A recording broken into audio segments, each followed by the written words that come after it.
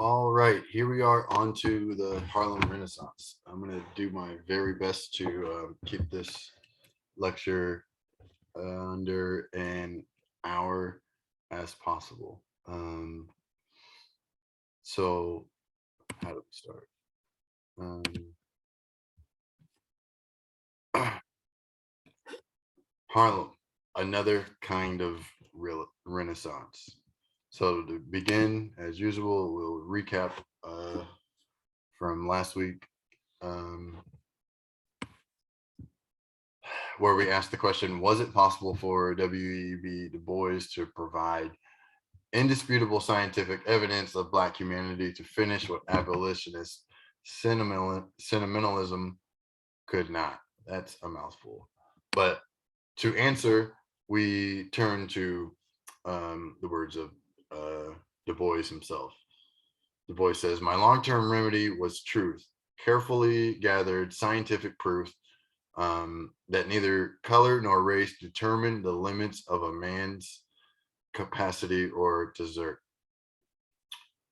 I was not at the time sufficiently Freudian to understand how little human action is based on reason, nor did I know Karl Marx well enough to appreciate the economic foundations of human history. I was therefore astonished and infinitely disappointed. This sort of reflection by Du Bois um, would come to the surprise of most folks familiar, but not like super duper intimately familiar with Du Bois's work. Um, right, that he looks back on his career, you know, some 40 years after he comes out with the Souls of Black Folk, to say perhaps he wasn't applying Freud and Marx well enough to his theory. Here he was trying to present all these rational proofs in the face of a very irrational and passionate and senseless history of desire to do violence to Black folk. Okay, moving on into Harlem, another kind of Renaissance, where we ask, as Black artists entered the so-called art world, which is a term that will come up a lot today, it's one that we should be weary of, suspicious of at best, right? Nevertheless, I'm going to use it quite a lot as a shorthand, which might get on the nerves of some folks. But anyway, as Black artists entered the art world, to what extent do modernist pictorial strategies enable the so-called other to speak back? So at the risk of oversimplification,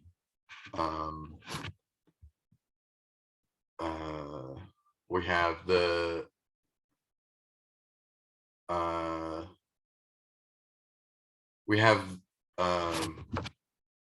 some context to move through before we get to this oversimplification that I'm gonna boil everything down to.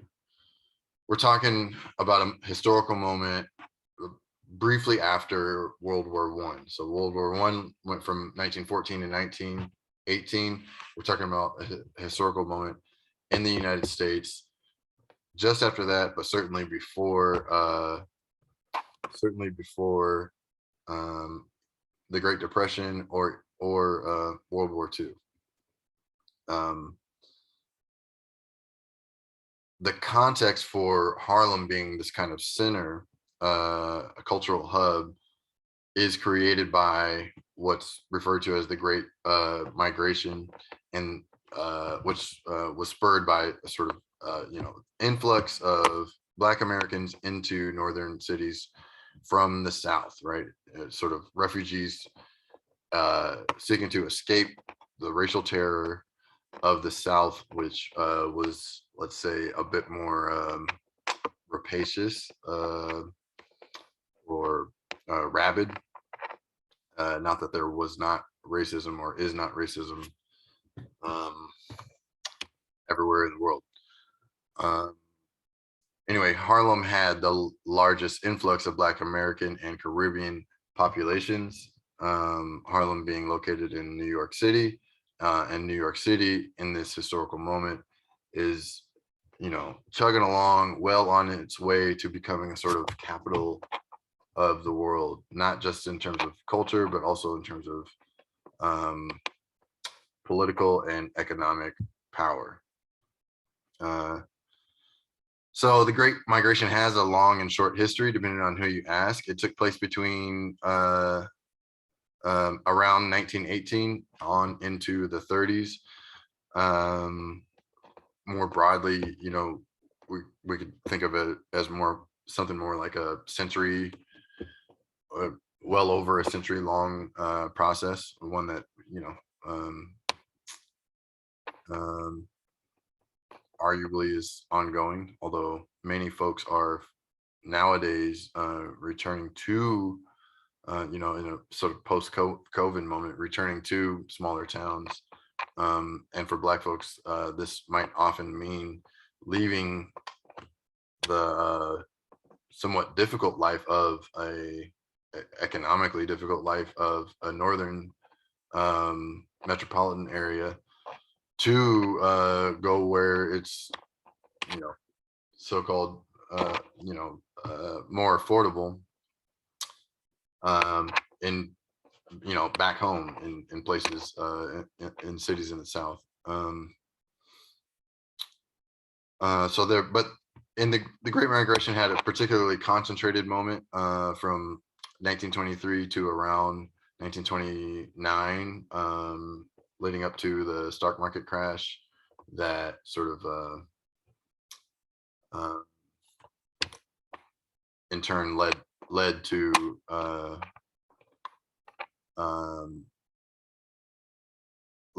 the Great Depression, although it obviously, well, it's not an economics course, but the stock market crash didn't, I wouldn't say created the Great Depression, but it definitely was a precipitating moment. So the same sort of blurriness around the lines of when and how modernism begins, right? This art historical notion of modernism is certainly at play. So is it a moment? Is it a period? How does modernism map onto this notion of modernity, which we've discussed? For me, modernity, the historical period characterized by what Paul Gilroy calls the modern human condition, is born in the belly of the slave ship. These formulations are certainly not my own. They come from scholars like Edward Glissant, Saidiya Hartman, and Paul Gilroy, to make a way too abbreviated list of the kind of scholarship around which theorizes when and how modernity starts in a way that sort of brings to bear a critique of Western civilization by way of holding on to, upholding, holding dear Black life. Another scholar who we'll spend time with today, Houston Baker, helps us think through how Harlem and the artistic movement called the Harlem Renaissance was precipitated by the historical and material conditions of the slave ship. All right. Nailing this sort of historical moment down at the risk of oversimplification. The conditions of modernity were born in the womb and tomb of the slave ship, right? For Edward Glissant, it's the slave ship presents a womb, both a womb and a tomb, in the sense that, you know, obviously it's an instrument of death, of Black death. It's an instrument of genocide. It's an instrument of mass theft of many people, um, from their homelands to not just lifetimes but generations of slavery. But a womb in the sense that it gives birth to the modern world as we know it. It gives birth to the historical epoch that arguably we are still in, right? As Moten once said, we're all here because of the Middle Passage. Okay. Secondly, modernism is the cultural production inflected by conditions of modernity, right? Modernism, for the purposes of today's lecture, we'll be thinking of it as an artistic movement, one of a sort of larger ism that gives birth to a bunch of tiny isms within it, which we'll trace through. Thirdly, Black artistic production after World War II marks a kind of apogee, high watermark, of modernism. This is something we're getting from Hughes and Baker, flowing directly from the historical and material conditions brought on by the Middle Passage. Okay, so to get to the Harlem Renaissance, of course, we got to do a lot of digging through, dredging through some really ugly histories of cultural productions before World War I. As an academic, normally I'm not given to present trigger warnings, but with the content of today's lecture, I will say that yes, there is a lot of heavy content, which certainly could be triggering, and which we'll cover in more vivid detail than what would safely help us avoid what is upsetting. Studying history, honestly, can often mean studying Black history in particular can often mean looking at quite a lot of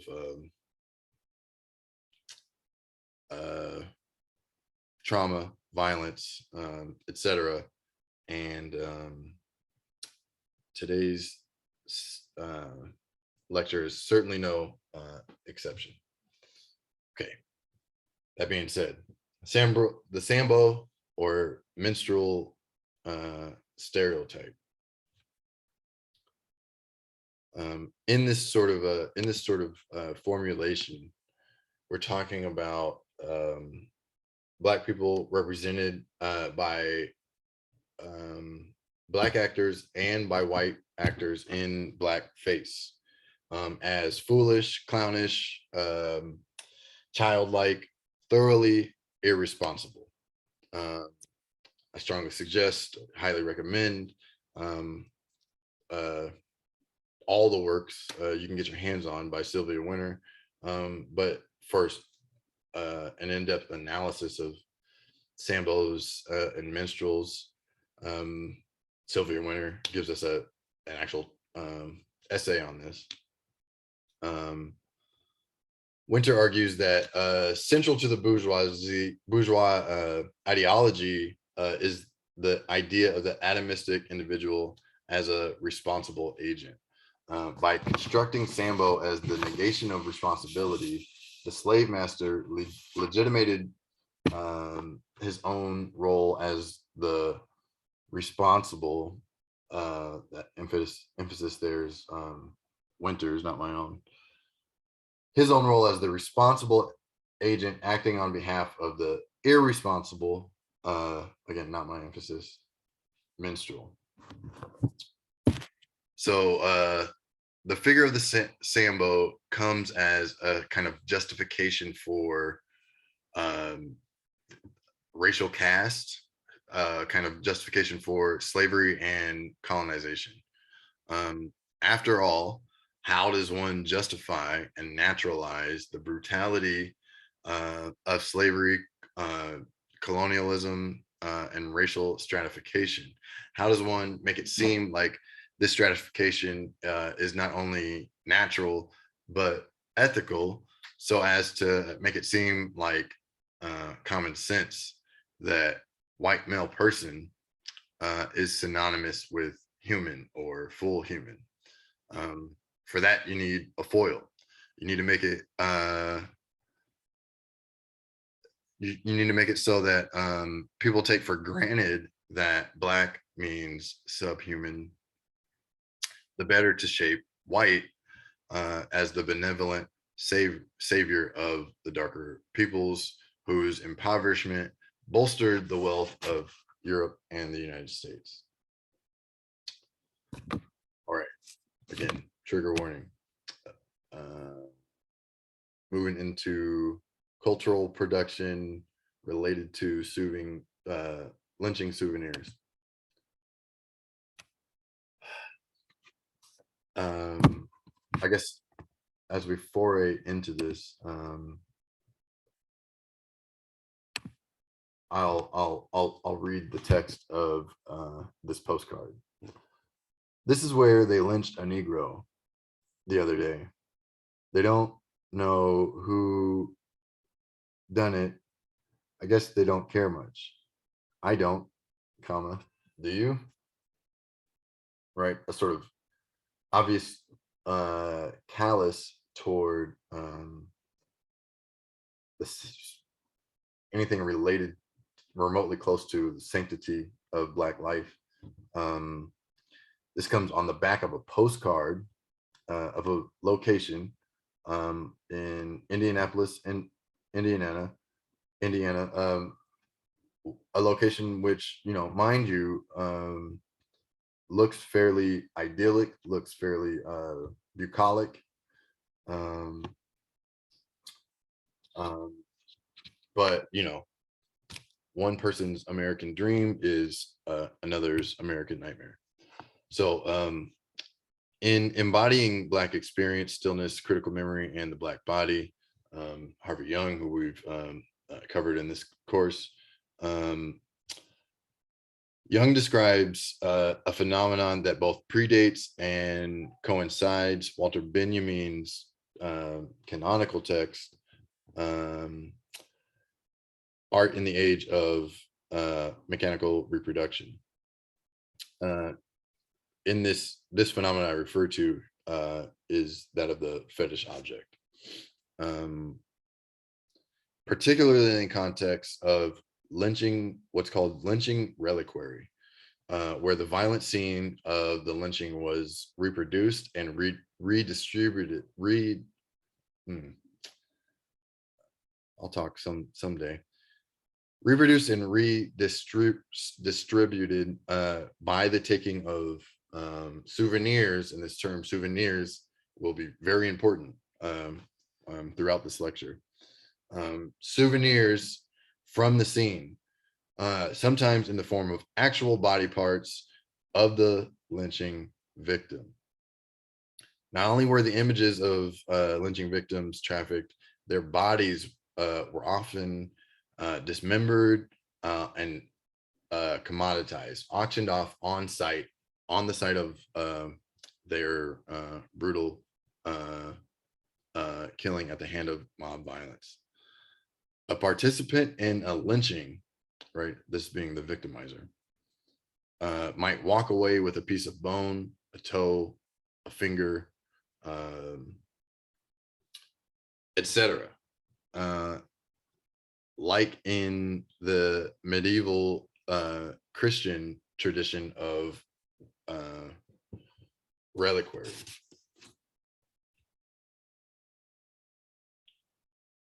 Young also, as I find my mouse, Young also notes that uh, in the case of Black folks being lynched, it was often sexual organs, reproductive organs, that were the first to sort of be mutilated. This is a kind of consistent recurring theme, which also sort of goes to this point of the sort of libidinal desire for uh, violence against black bodies, black people. Young Young states the souvenir as relic became a way for participant observers to enhance their spirituality. Furthermore, the relic as a fetish object with its perceived original motive powers could be thought to bestow certain effects upon the physical body of its possessor. Here we're talking about a fetish object in more of a cultural anthropological sense, less in a psychoanalytic or Freudian sense. But I think it's the fetish object obviously does have a sort of poetic overlap with a Freudian sense of desire for the other, right? The souvenir as a fetish object had the power to remember the dead, Young tells us. The crowd's desire for the living remain, the fetishized lynching souvenir, and its meaning and value are all irrevocably tied to the lynching victim, right? So sort of on the line of this older history of reliquary from medieval Europe, folks who are more familiar with art history will have been familiar with this notion.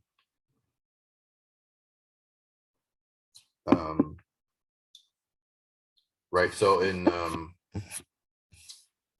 the Christian tradition, right, there's concepts like transubstantiation, or this notion of the body of Christ sort of being taken and consumed in context of communion, but the body of Christ as a kind of sacrifice, right, which has its roots in the traditions of sacrifice practiced by the Hebrews, right? All Abrahamic religions would have this in common. Indeed, Abraham almost actually pulled out a knife to sacrifice his son Isaac.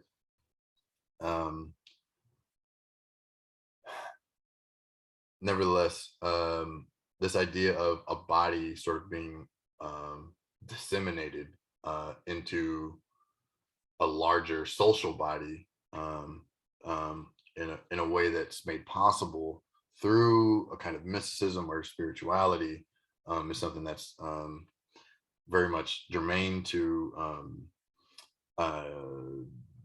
cultures influenced by Christianity.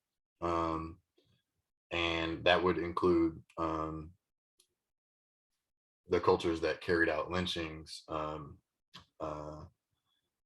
in the Americas. And I say that, thinking beyond simply just the United States.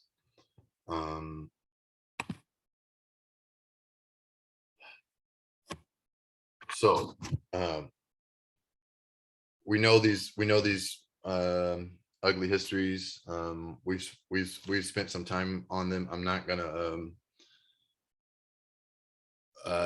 drag it out on and on as a sort of like rehearsal of these violent scenes. But we know that the visual and the visual and greatness of the visual, notions of greatness of the visual in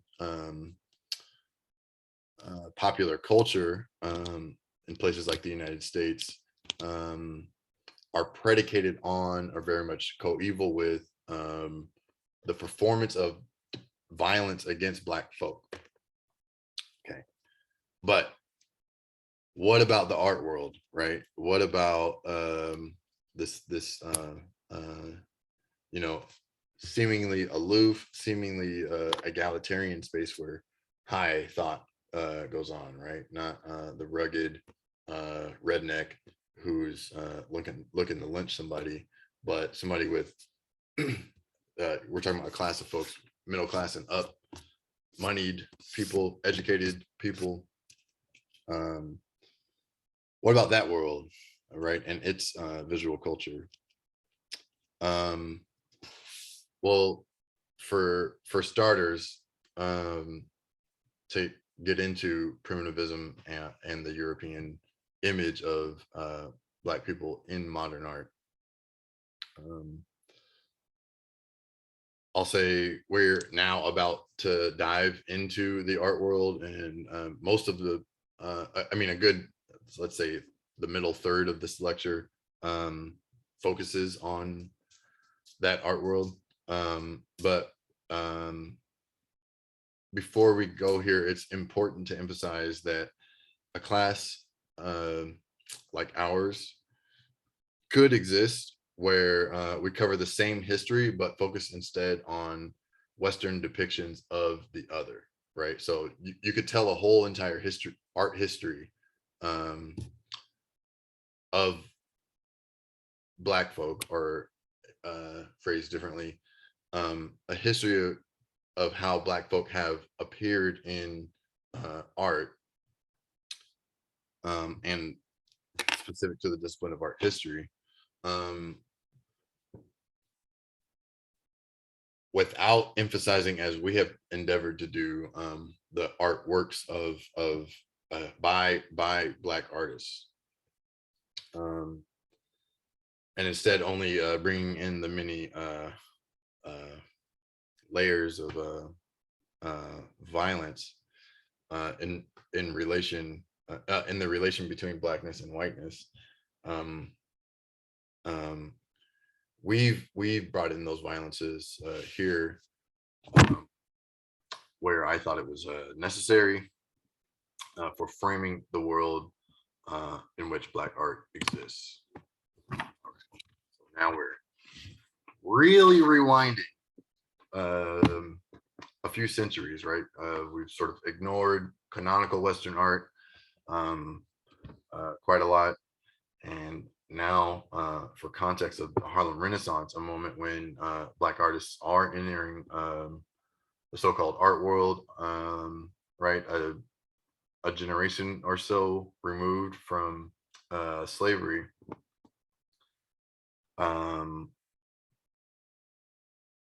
We're talking about Black people who are sometimes college educated, sometimes come from wealthy families, well-traveled, etc., rubbing shoulders with the sort of intelligentsia of the Western world. All right. Why all the way back to 1538, Titian's Venus of Urbino. Okay, here in 1538, we're about 40 years deep into the so-called Columbian Exchange, right? About 40 years after the 1492 so-called discovery of America, the Americas. Titian's image is understood in its time as an idyllic image, right? Understood by many as the perfect image, an image of perfection.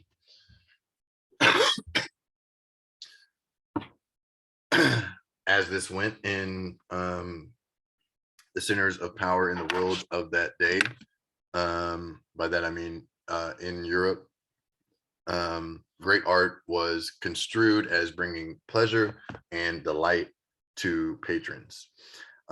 So this is part of a whole history of women as objects of delectation in Western art. If you ever get a chance to take a course on women in art, I highly recommend it. I'm happy to talk further with anyone who will listen or let me know something about that history. Anyway, this Venus, whose name we don't know, she's there, like the painting itself, for the viewing pleasure of an audience, right? And this wasn't like social media. This wasn't like, proliferated all over the internet, right? So unlike in our time, right, we're talking about a world where, who are the consumers of so-called high art, right? We're talking about a world where reproduction is, the technologies of reproduction are nothing like what they are today in the digital era. And so, a person might hear one or two classical compositions in their lifetime, right? And that would be seen as a fortunate person. Similarly, these we're talking about in the visual art world, works of art, not really I wouldn't say open to the public per se. These audiences are not common folk. Or the intended audience for Titian here is not the underclasses, which comprise the majority of the population, even in Europe, right? Let alone the colonial other, right? Anyway, so she's there, just like the painting, for the viewing pleasure of an audience of elite European men. We have crimson sheets peeking out underneath white sheets, which are sort of suggested of her passion for you. Let's say her gaze comes straight to you, and in the background we have a vignette which serves as a kind of foil for this Venus, right? She looks at you. They're focused on something unsexy, some maids do. She's foregrounded. Their position broadens the depth of the background, like that they exist in this painting to deepen the background. And of course, she's nude, she's available. Her hair flows sensuously down her shoulder, just like those voluptuous sheets, which look so inviting and soft. All of these things that the women in the background are not.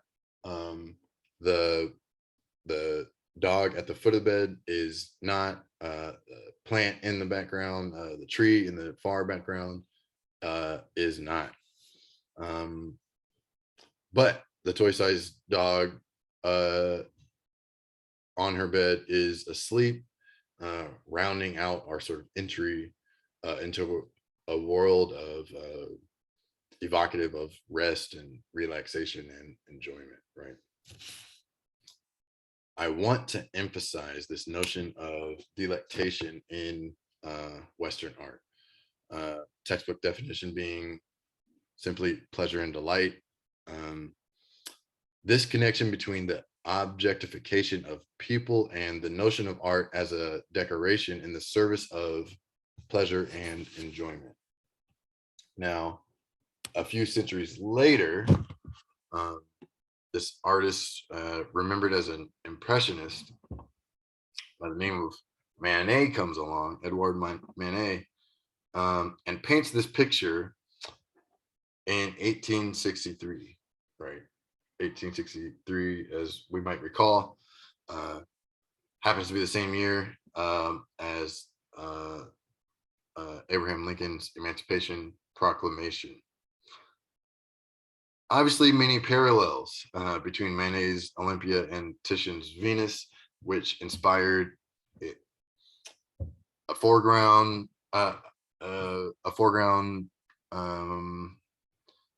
filled up by a bed.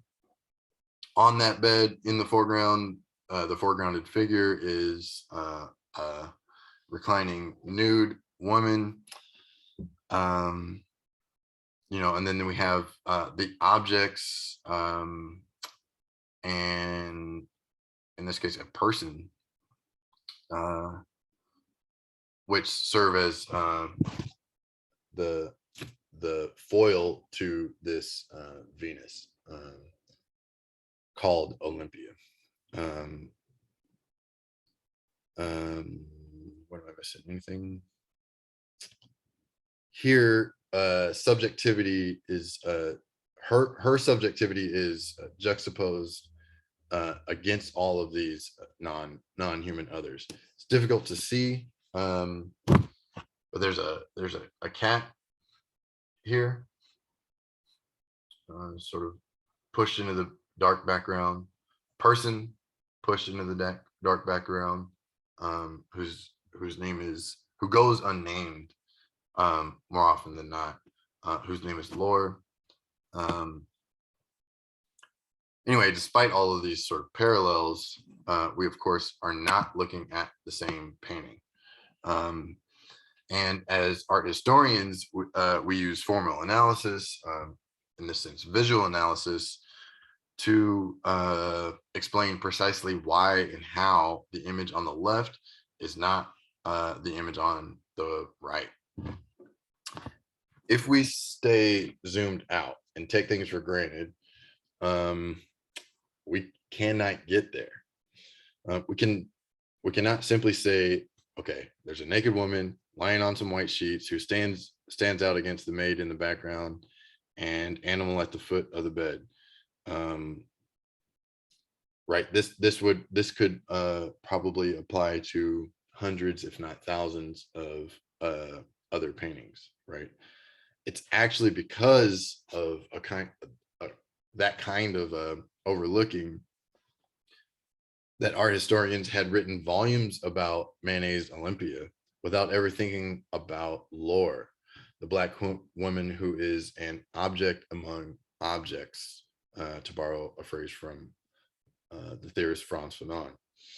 To move through the differences, the differences between these two works of art, I want to borrow a quote, lengthy but worthwhile, from Huey Copeland's essay, Feasting on Scraps.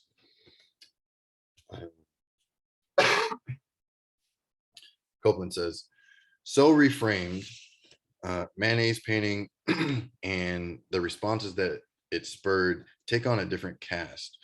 For although the Black Maid lore has been discursively produced and stilled, partial, and deeply conventional, her coupling alongside those other creatures suggests that what was at stake in the work's initial reception was, in no small measure, the very definition of what counts as being alive, human or otherwise. Copeland goes on to say, unlike its inspiration, Titian's Venus of Urbino, where the figure's attributes recede into the background, offering little resistance to a viewer's delectation, there's that word, in the female form, Olympia presses its human, plant, and animal others onto the same plane, right? Copeland's telling us there's a kind of flattening here going on that Manet is carrying out. Copeland says, this is the success and the scandal of the picture, so exacerbated in the caricatures of it, and in critics' likening of the woman and her cohorts to ink, dirt, apes, and India rubber, and undoing of the order of things and the genres of art that represent them. So here we begin to get into a sort of trajectory that I want to trace out that involves a kind of Oedipal turn in Western culture. Western art is certainly a place where it exists, right? So, who's the Oedipal in the sense of, killing one's father is the sort of allegory that it's based on, right?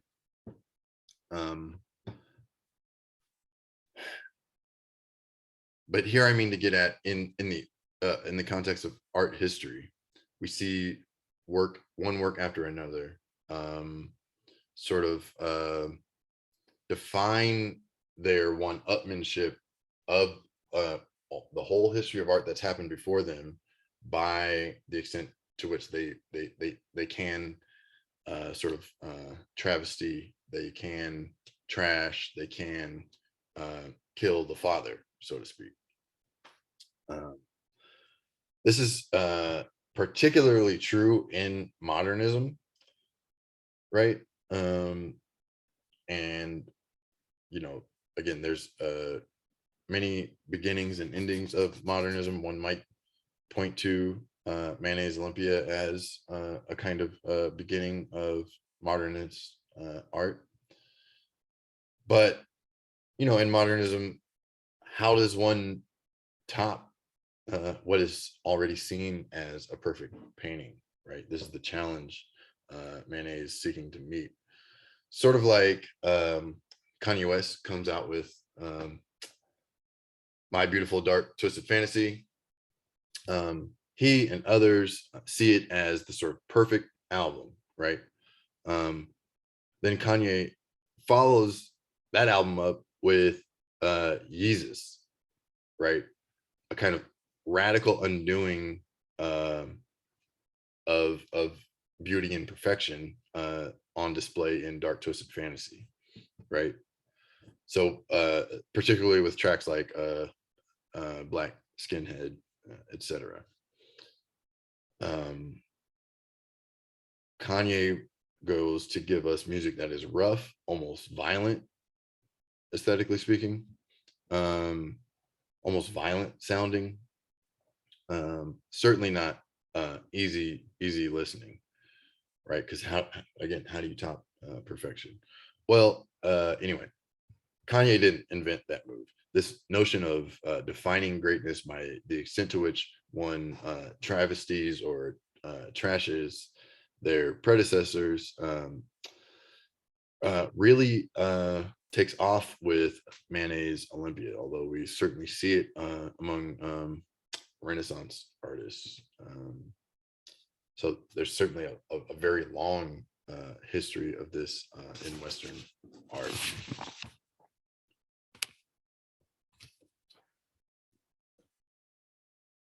This brings us to primitivism, right? Which is sort of underwritten by the colonial encounter with the other, right? The other no longer being just a woman, but now we have racial, national, cultural others, right? In the context of colonization, this is sort of ramped up in a way that it hadn't been before, with the sort of old world context that Europe had, right? Europe had contact with, by way of the Crusades, by way of the Mongolian Empire, by way of the travels of Marco Polo. Europe has this sort of long history of contact with what it defined as the Orient, right? Another sort of construction to make themselves seem like they're on the right side of history, right? They're the old, antiquated past. We're the future. We're forward looking. We espouse freedom. They espouse legalism. We're robust and brawny, and they're frail and weak, and so on and so forth. All right. Mark Antliff and Patricia Layton in this text called Primitive tell us, within the context of modernism, primitivism is an act on the part of artists and writers seeking to celebrate features of the art and culture of peoples deemed primitive, and to appropriate, I'll say that word again, appropriate their supposed simplicity and authenticity to the project of transforming Western art. All right, some key terms popping up there.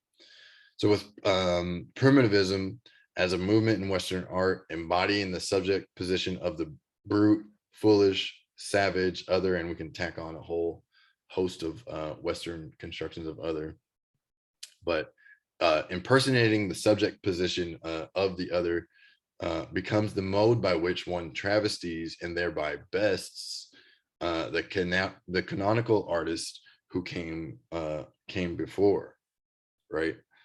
In this sense, we can think of primitivism as an art world term for what would be called blackface or minstrelsy anywhere else. The effort to appropriate the other transforms Western art. And we can draw a more or less straight line from here through Picasso all the way to abstract expressionists like Jackson Pollock, and then again on through Smithson and Morris, right through post-structuralism into the post everything moment that we're in today. Anyway, to do so, one would move through another canonical work,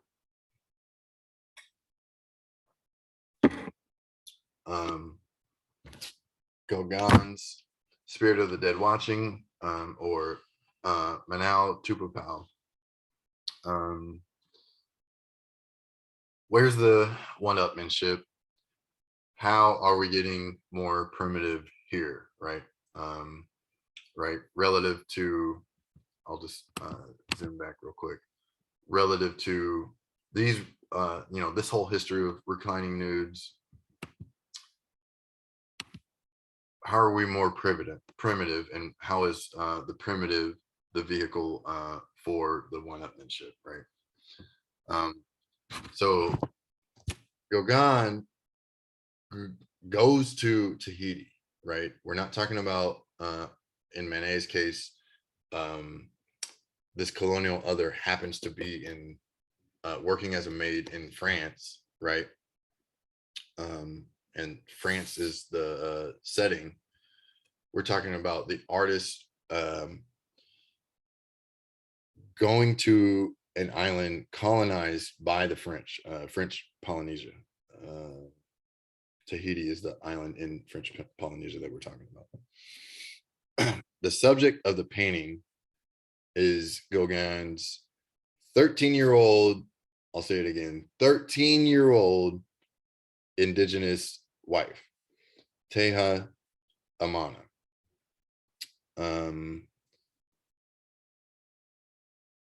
By the way, I know of no movement to cancel Gauguin. This is sort of simply taken for granted as an important work of art, as is any other work that he did. Anyway, one night, according to Gauguin, Teha Amana was lying in fear when he arrived home late. This is a direct quote from the text Noah Noah. Gauguin's like notes of his travels. She's lying in fear when he arrived home late. He says, immobile, naked, lying face downward, flat on the bed, with eyes inordinately large with fear. He goes on to say, might she not, with my frightened face, take me for one of the demon's inspectors, one of the Tupa pals, with which the legends of her race people sleepless nights.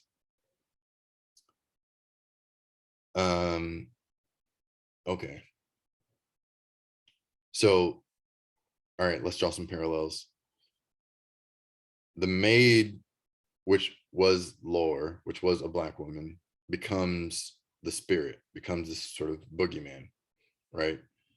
But the spirit of dead, the spirit of the dead, in turn, is Gauguin. Gauguin's, let's say, fantasizing about the idea that he would be a Tupa pal, embodying the subject position of the other, right?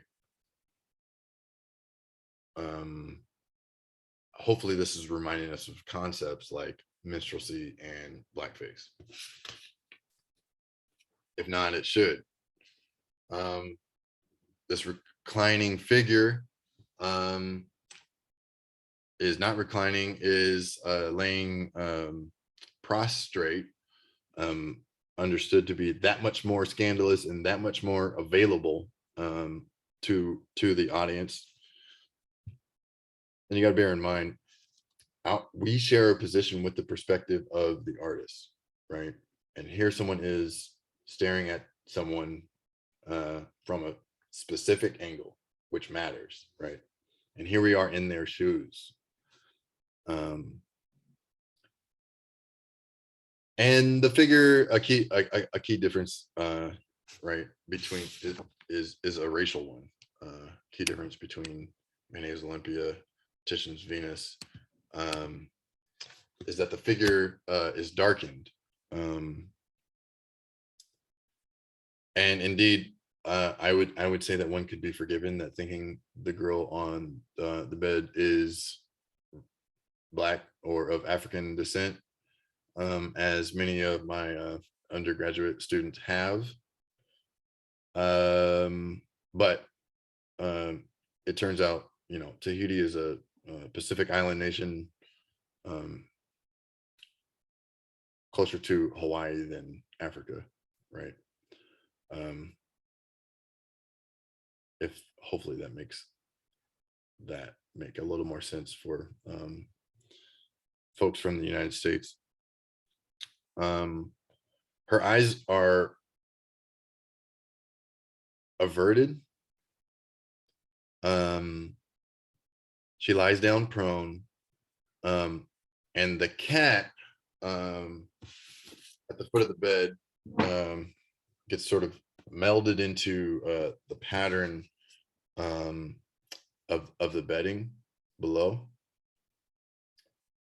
Also, the background and foreground render the painting as a kind of hodgepodge of cultural appropriations, right? At the level of pattern and texture. It's painted with a kind of brutally dry brushstroke, not just flatness, right? But a kind of brutality with the way these sort of paint daubs appear on the canvas. All right, moving onward. We're fast forwarding, you know, again from 1892, skipping a couple more decades, to Harmony in Red by Henri Matisse. Where's the one-upmanship? How are we getting more primitive? Here we see a radical flatness, again, stepping away from sort of Enlightenment conceptions of, you know, an artist being scientifically knowledgeable enough to understand theories of optics and perception, right? Stepping away from that, also in the context of the emergence of the camera, right? Who, is, the camera is difficult to compete with at the level of realistic rendering.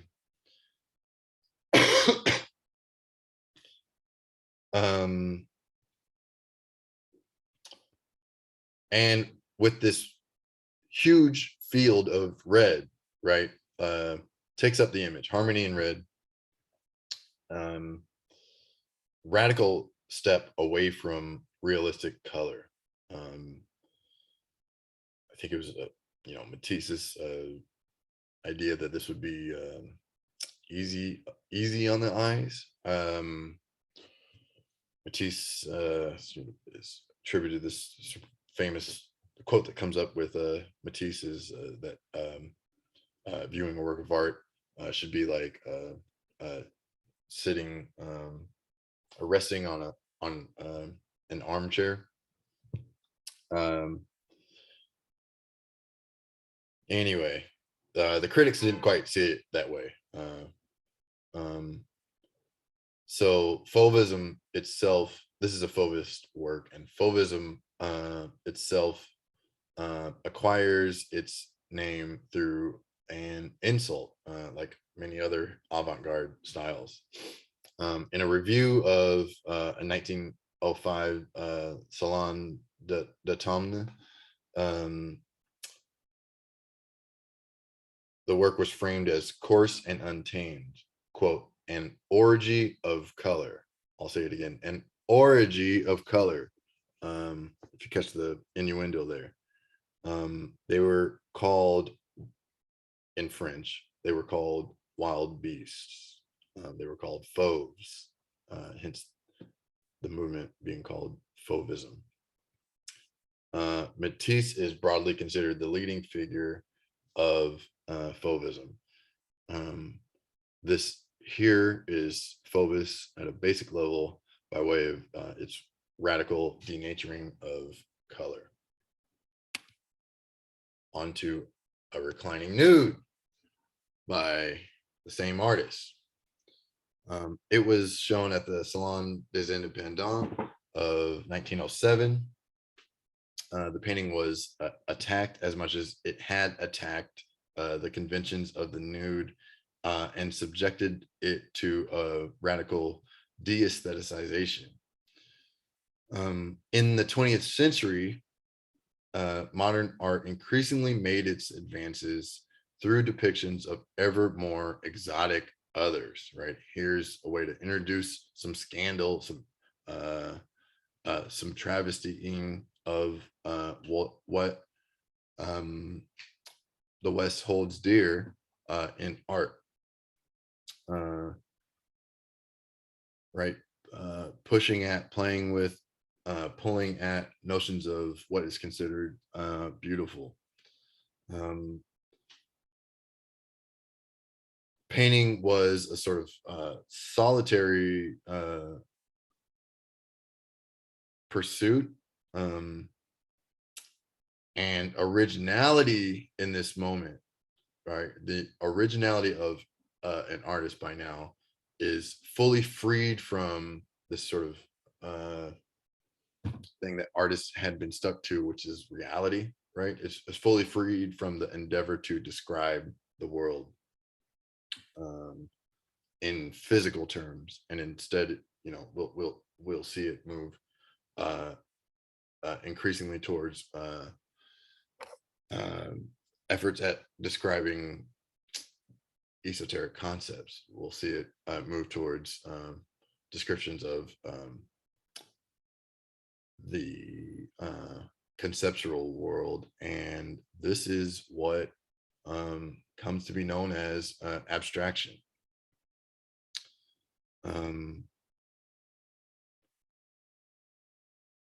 Nevertheless, modernist art is certainly inflected from at least Manet onward by crises of representation, right? what to do in the face of the colonial encounter, right? All this uncertainty brought about by sort of what feels to many like a new age, right?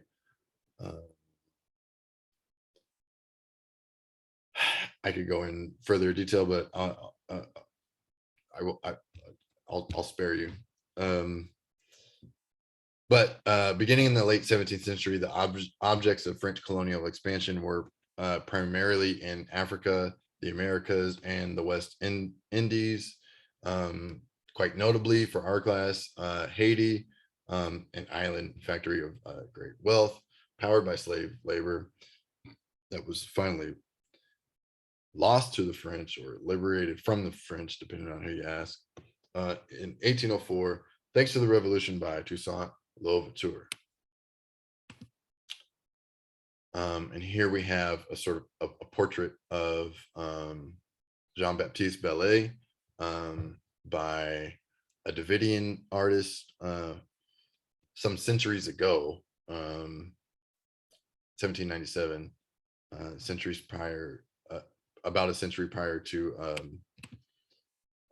sorry, wrong direction, Souvenir de Biskra. But I introduced this slide because it's this image is one that comes up when in a typical conversation around how Black folks have been depicted in Western art, right? It's rare you have that conversation without this specific painting. But what I'm trying to track is the colonial encounter, right?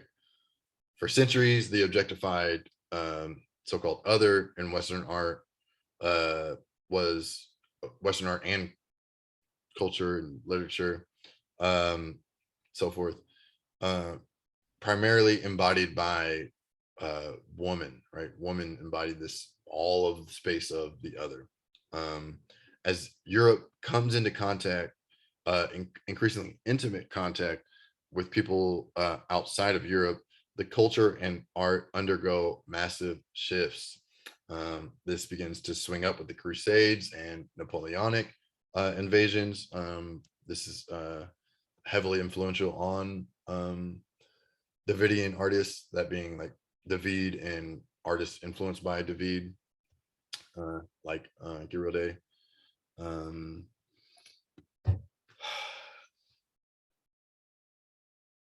Anyway, moving along. Here's Benoit Maurice Guilleming's portrait d'une Negresse, portrait of a Negress, 1800,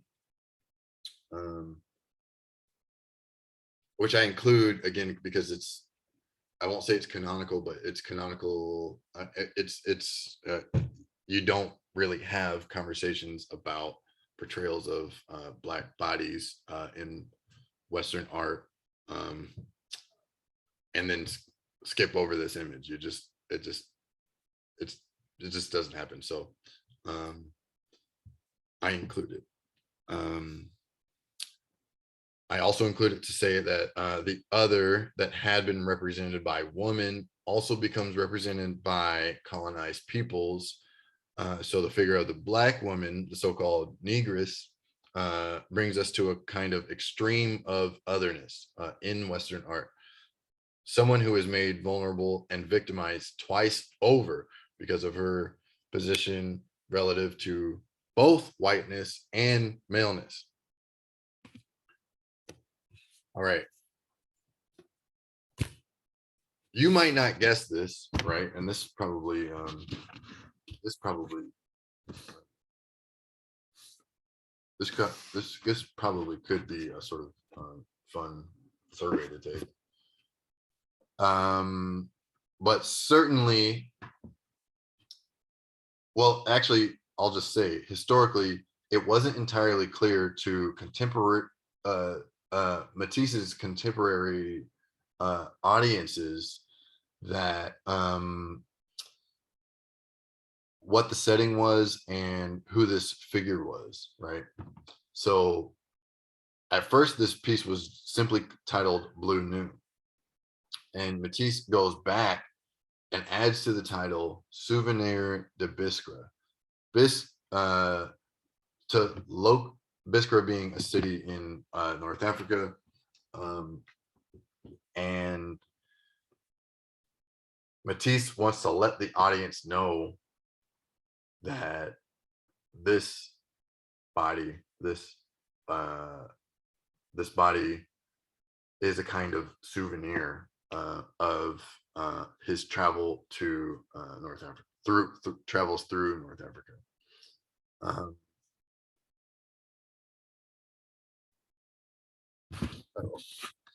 Went the wrong direction. Anyway, I mean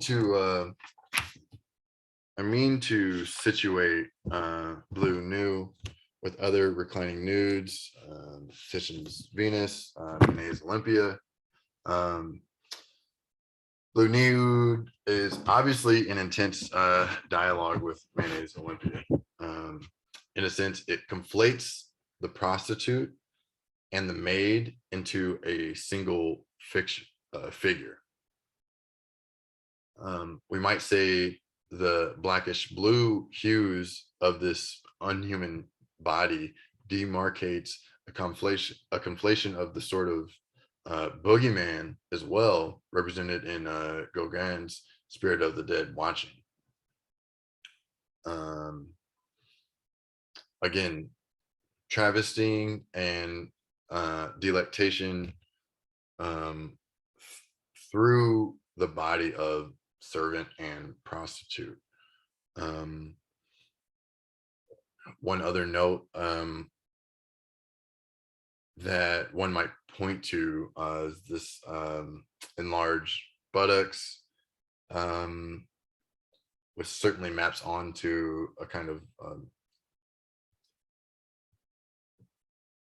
sad history of vexing history of depictions of Black women or Black bodies by Europeans, right?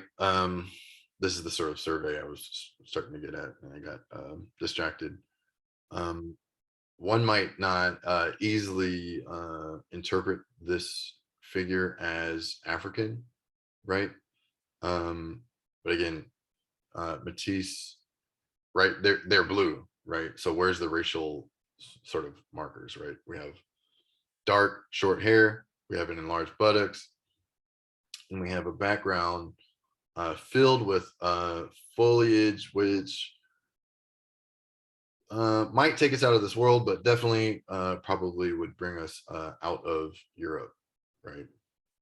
The way these like palm prongs sprout out in the background, right? Matisse is giving us a kind of wildness here. Again, fauves, the wild beasts. But the real mise en scene of the painting is the subtitle, which Matisse went out of his way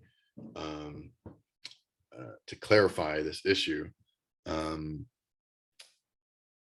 And some the female body is staged in a crude and reductive way that was, in a sense, licensed and inspired by Matisse's travels to the North African oasis of Biskra in present-day Algeria.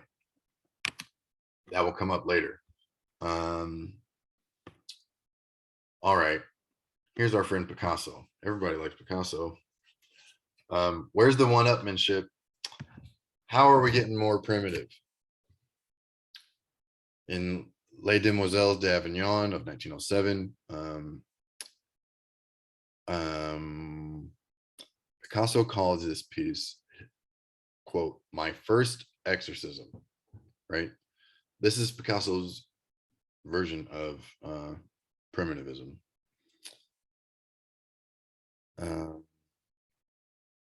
This painting took prostitution as its subject and the site of the brothel.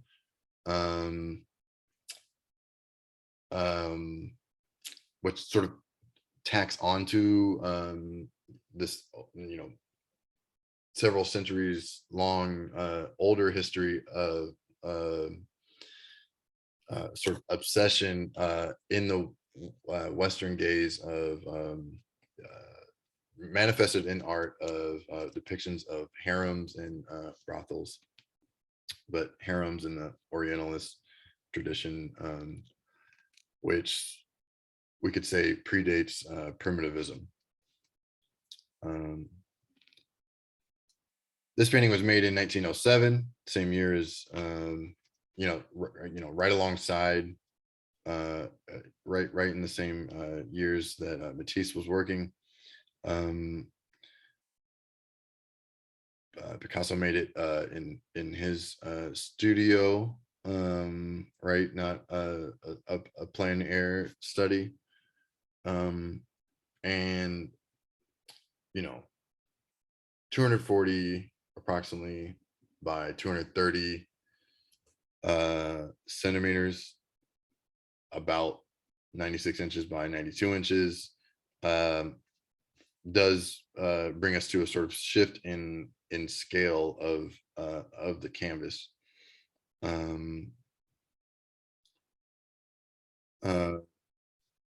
To what's called grand peinture, away from the easel sizes of impressionist paintings. Again, they were painted à plein air, which is an art historian's slash French way of saying of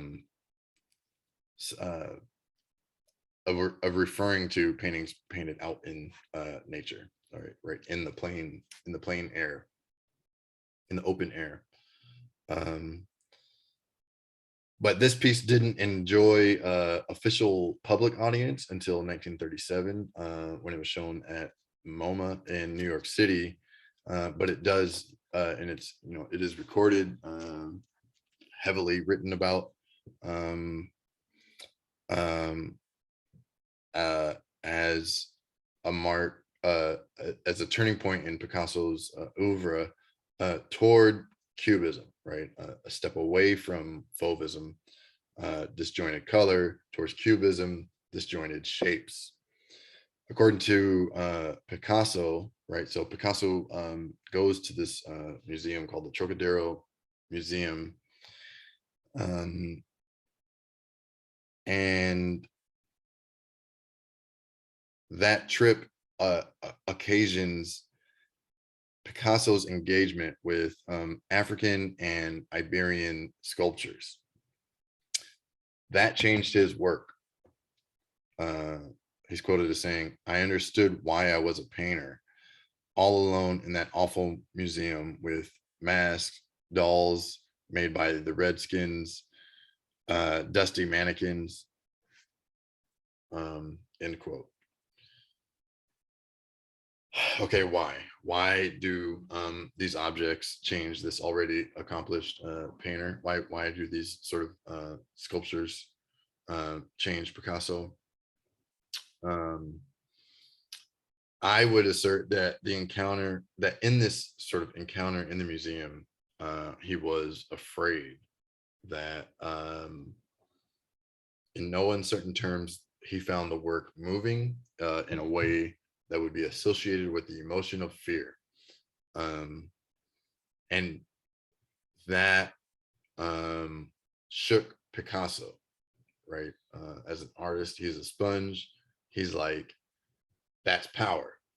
He understands that these objects have power, and he was after that power.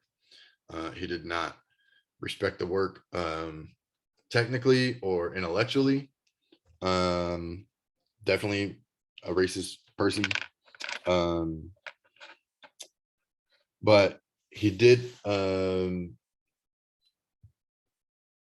hold a kind of fascination, fetishize these objects, hold a kind of fascination with these objects for their incredible emotional intensity. He says they were magic things.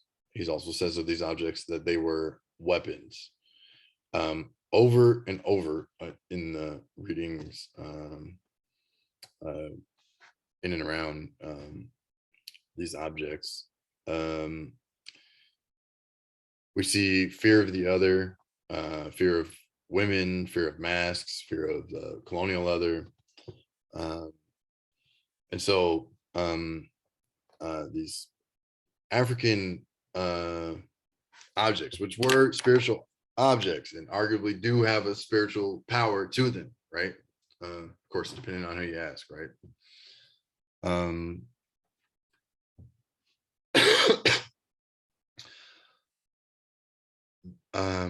They had a kind of apotropaic function, right? Supposedly having the power to avert evil influences or bad luck, right? It's the textbook definition of what's apotropaic, right? So the apotropaic function of the work projected on to Africa for Picasso. He says they were against everything. I too believe that everything is unknown, that everything is an enemy, right? No one told, I mean, them statues didn't tell Picasso that everything is an enemy. He drew that conclusion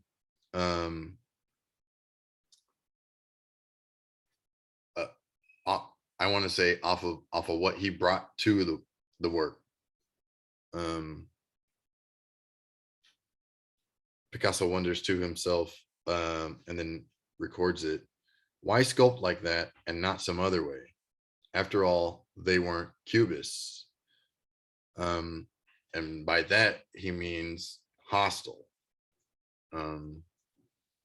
Braque's mistake, contemporary associated with Cubism, Braque's mistake, according to Picasso, was that he thought they were good sculptures, and he didn't find all of that hostile, right? Picasso thought that his sort of genius insight was this sort of espousal of the hostility embodied by these African objects.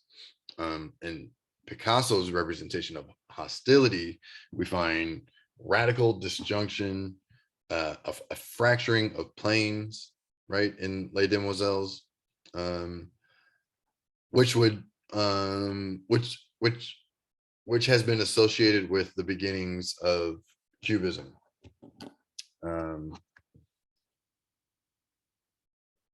Whether or not this specific image was the first Cubist work has been debated. Whether or not Africa is the source material for what would become Cubism is pretty irrefutably established, right? So it's like which African object inspired which Picasso painting to give us Cubism. Not a question of whether an African object inspired Picasso in his sort of, colonial encounter. Anyway, most important pictures in modern art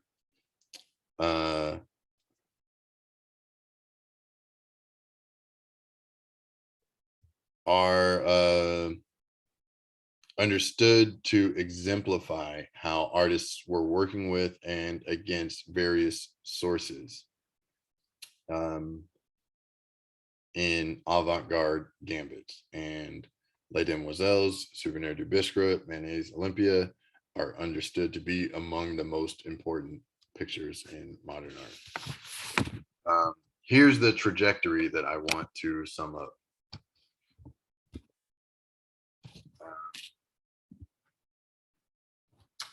These works are nearly universally understood as pivotal and important to the history of Western art, as are the artists who made them and the movements they inspired. From primitivism, impressionism, fauvism, and cubism, we get basically all the other canonical isms, all the other canonical movements in Western art: Vorticism, minimalism, Dadaism, surrealism, through to abstract expressionism. Think Pollock, pop art. Think Warhol, Keith Haring, and don't even get me started on the relationship between Italian Futurism and Fascism. But I would highly recommend a text by Anne Bowler called Politics as Art, Italian Futurism and Fascism, which I'll list in the suggested readings below. Anyway, for the sake of making my case, I've left out realism as a art historical movement because or not because, but realism was historically open to critiquing the brutal realities created by capitalism, and was therefore taken up by Marxist communist influenced artists in the form of socialist realism.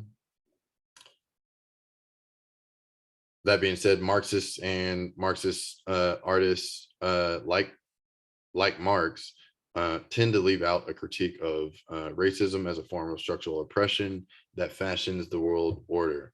We explored that in our the second half of our first lecture, so I won't belabor that point.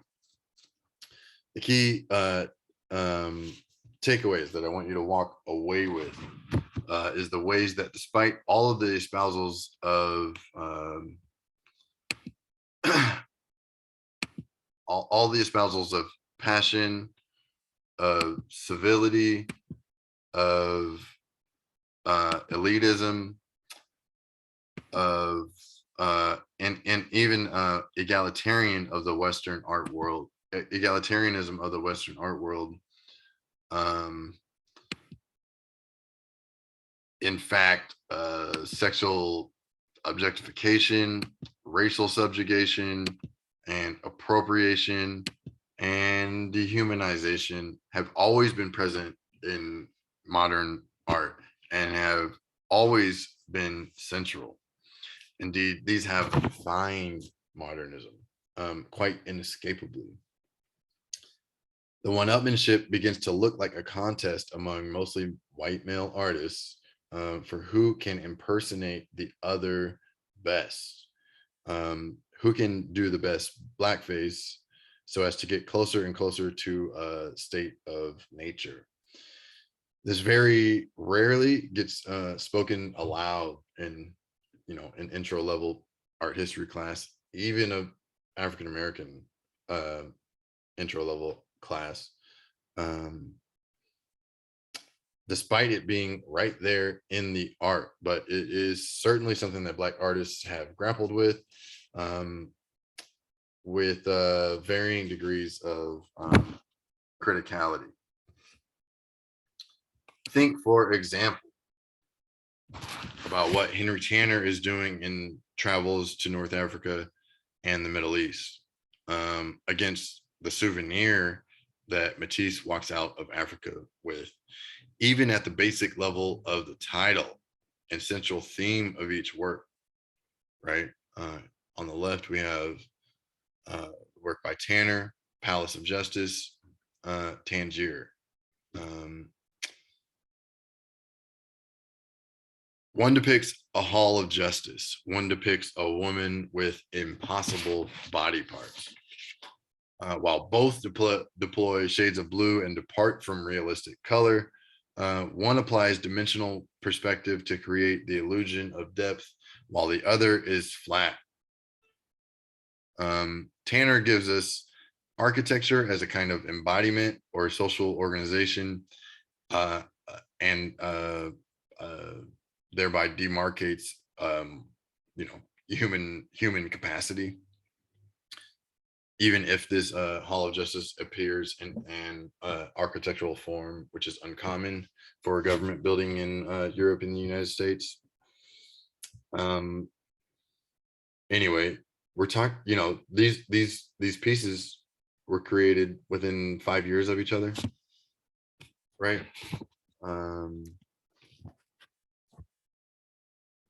And with Tangier, Morocco, and Biskra, Algeria, they're large countries, right? If you go the long way through the desert, it's a 22-hour drive. Nevertheless, they're bordering countries. And we're talking about works created contemporaneously, works inspired by travels in North Africa. And just finally, I would note that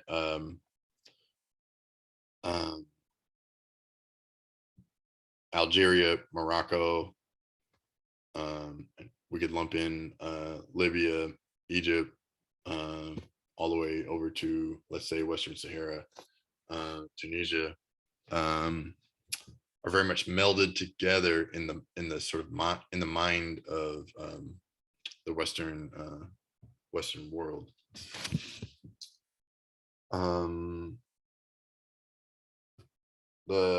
The final takeaway,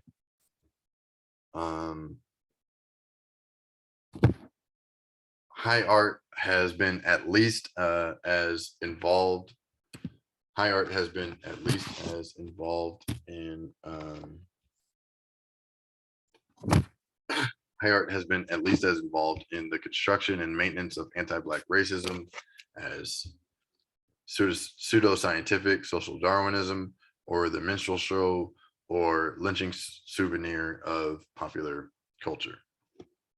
All right, we get away from that gross underbelly of Western art as we shift towards Houston Baker's Modernism and the Harlem Renaissance.